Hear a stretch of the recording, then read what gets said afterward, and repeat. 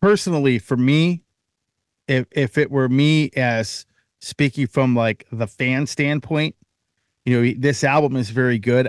I fully believe that you will be pretty successful with whatever shows you play with this band.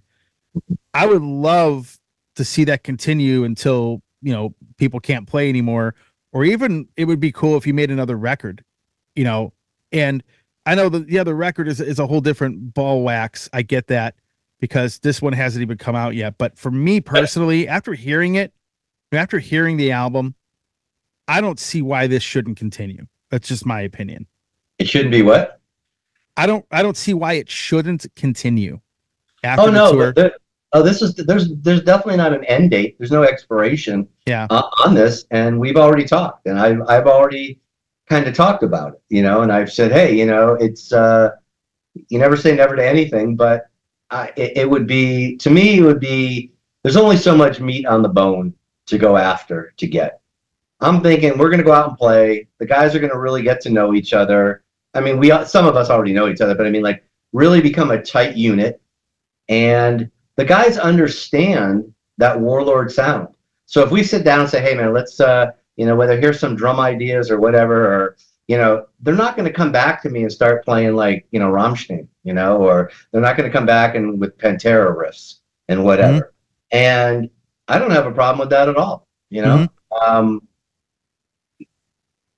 I don't understand why. I mean, again, you'll run into the classic haters, but hey, this is about, sounds funny, but this is about having Warlord fans bring their kids to see the shows that are probably 25, 30 years old anyway.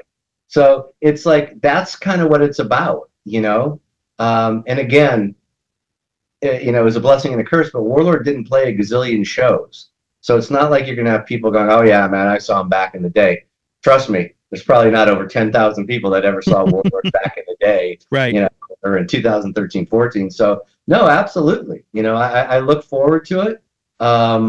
It's, and the truth is, it's kind of tough for me because I've kind of got my foot half in and half out. First record, a Warlord record that that I did without Bill per se. I would probably feel more comfortable doing a Warlord record completely just new guys because it's fresh and it's new. But yeah, it's really about the music, and it's about having fun, and it's about playing it live, because we all know that it's not about money. There's no money in this, please. Here we are trying to figure out, hey man, don't have that cup of coffee at the airport. It's going to tip the budget. So I mean, it's tough, and it's even gotten worse. Yeah. For smaller bands, and just the money that it takes to drive around in a van. And we're not even talking tour buses.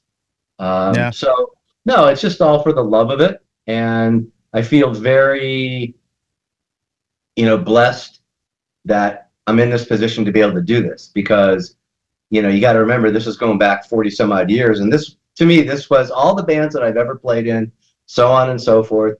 This was like the coulda, shoulda, woulda band. Mm-hmm. To me, this was like, the band, and it's just gratifying to be able to go out and play live and play these songs, with guys that I love and guys that are like just the right kind of guys. Because and I know we've been around long enough. As you go through this business, yes, you're doing different endeavors, but all the guys might not be, your guys per se. You have to deal with it because it's a business, and you have to deal with it.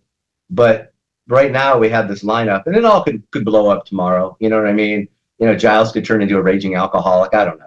I mean, it happens. But I'm just saying, it feels so good. It feels right.